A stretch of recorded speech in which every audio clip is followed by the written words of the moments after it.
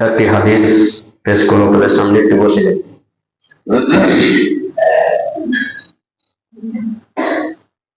نحمده ونصلي على رسوله الكريم أما بعد فأعوذ بالله من الشيطان الرجيم بسم الله الرحمن الرحيم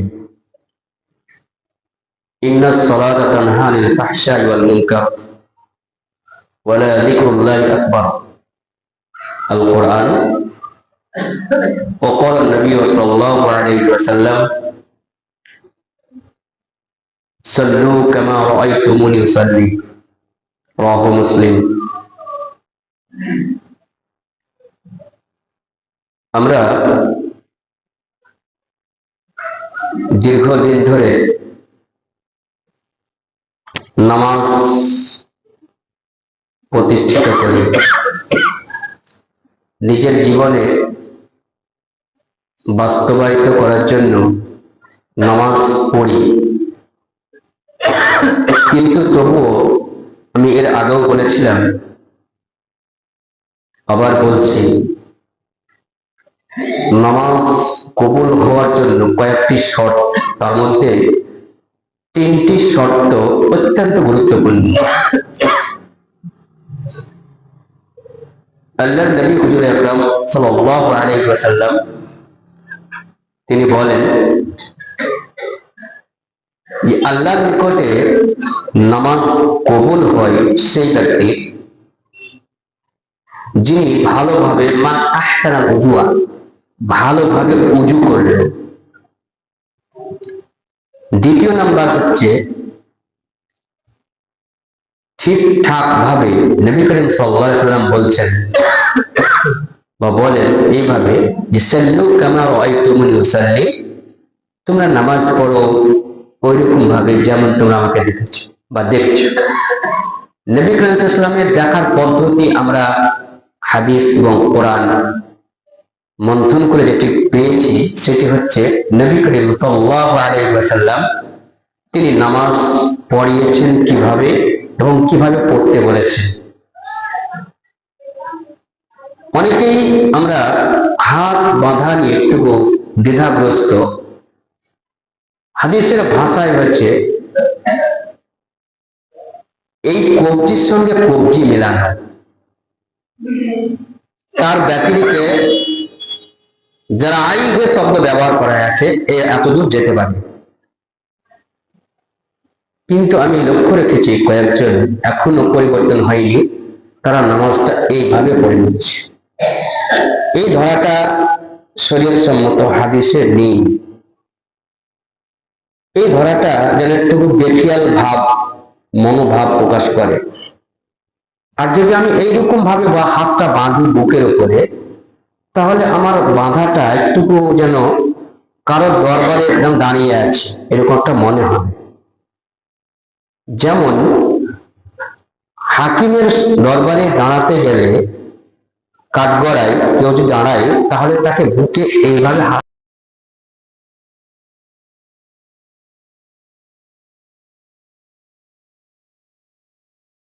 হাতকে ওইভাবে সেটিং করে। আল্লাহ তাআলা আমাদেরকে এত সুন্দর জীবন ব্যবস্থা দিয়েছেন, তার সান্নিধ্যে আমরা দাঁড়াবো সেটুকু একটুকু শিখিয়ে দিয়েছেন নবী করিম সাল্লাল্লাহু আলাইহি ওয়াসাল্লাম যে তুমি যখন নামাজে দাঁড়াবে একাগ্রতা নম্রতা ভাবে দাঁড়াবে, এইরকম দাঁড়াবে তোমার হাতটা যেন নবী করিম সাল্লাল্লাহু আলাইহি ওয়াসাল্লাম যে পদ্ধতিতে শিখিয়েছেন সেই পদ্ধতি অনুযায়ী তোমরা পড়ো। হাতটা কবজির সঙ্গে কবজি, কিংবা যারা আইগে শব্দ ব্যবহার করেছে হাদিসে এতটুকু বাড়িয়ে ধরা যেতে পারে। এই বুদ্ধাঙ্গুলিটা এখানে বুকের উপরে হাতটা বাঁধবো। এবার আমরা নজরটা রাখবো কোথায়, কিভাবে রাখবো, বিস্তারিত অত যাচ্ছে, একটু ইশারা দিয়ে যাচ্ছি। নজরটা হচ্ছে আমার সেজদার পানে, সেজদার দিকে। আমি এর আগেই বললাম যে আমরা একজন হাকিমের সামনে দাঁড়াতে গেলে আমাদের দাঁড়িয়ে মাথা নত করে নিয়েছি।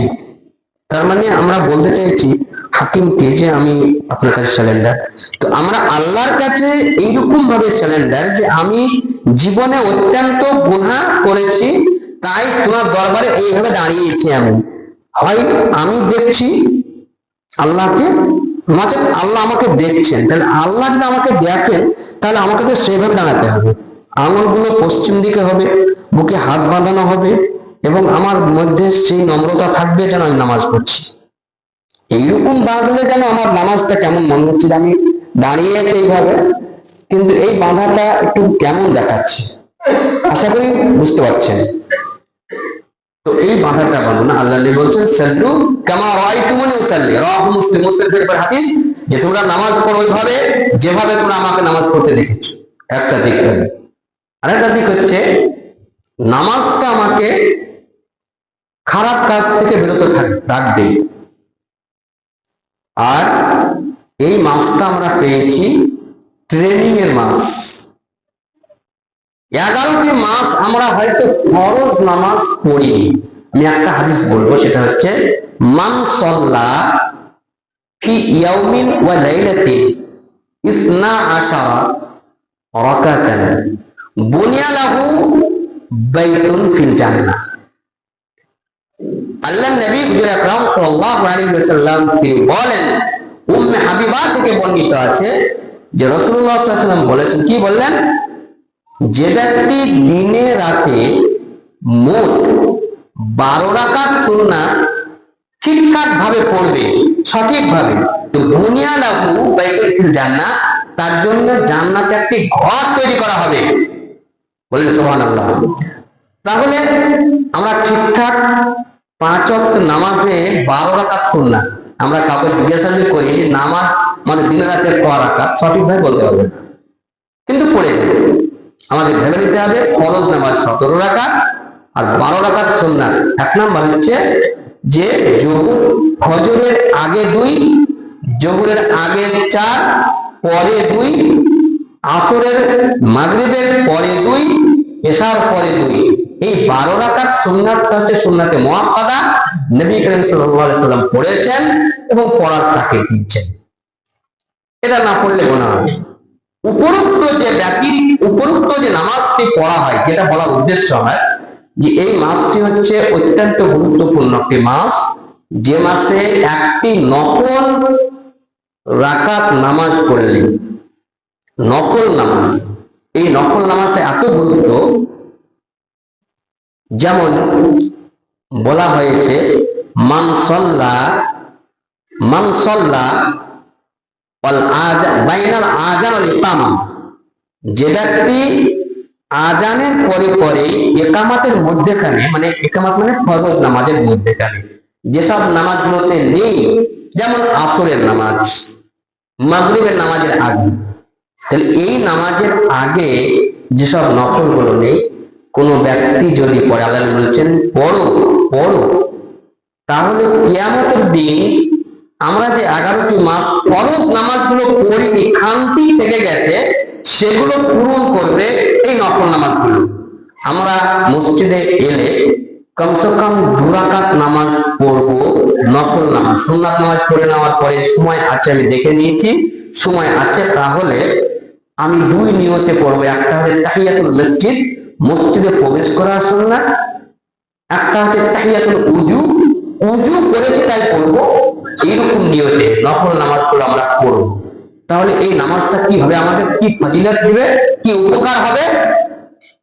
আল্লাহ তাআলা বলছেন যে ওই ব্যক্তি যদি ইনতাকাসা আমালুহু, যখন তার আমলগুলো কম হয়ে যাবে, নেকির পাল্লা থেকে একটু কমে যাবে, আল্লাহ তাআলা ওই ফেরেশতাদেরকে বলবেন, দেখো আমার ওই বান্দার কিছু নফল নামাজ আছে কিনা। তখন ওই নফল নামাজটা আমাদের কাজে লাগবে।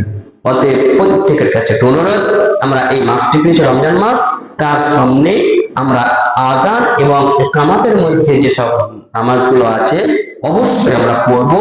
কারণ এই 2 রাকাত নামাজ যেমন বলা হয়েছে, ইযা দাখালা আহাদুকুম ফিল মসজিদে ফালা ইয়াজলিস, তোমরা মসজিদে প্রবেশ করার পরে তোমরা বসে যেও না, অতক্ষণ পর্যন্ত যতক্ষণ পর্যন্ত তুমি 2 রাকাত নফল নামাজ না পড়বে।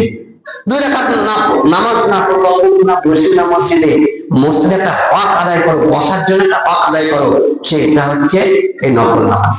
অতএব আমাদের প্রত্যেকের একটি নামাজ আমরা বেশি বেশি করে পড়বো, কিয়ামতের মাঠে নবী করিম সাল্লাল্লাহু আলাইহি সাল্লাম বলেছেন আমার সঙ্গে থাকতে গেলে নফল নামাজ তোমরা বেশি বেশি করে পড়ো। অতএব আমরা নফল নামাজটা পড়বো। আল্লাহ যেন আমাদেরকে সঠিকভাবে এই হাদিসের উপরে আমল করার তৌফিক দান করেন, বলুন আমিন। ওয়া আখিরু দাওয়ানা আলহামদুলিল্লাহি রাব্বিল আলামিন।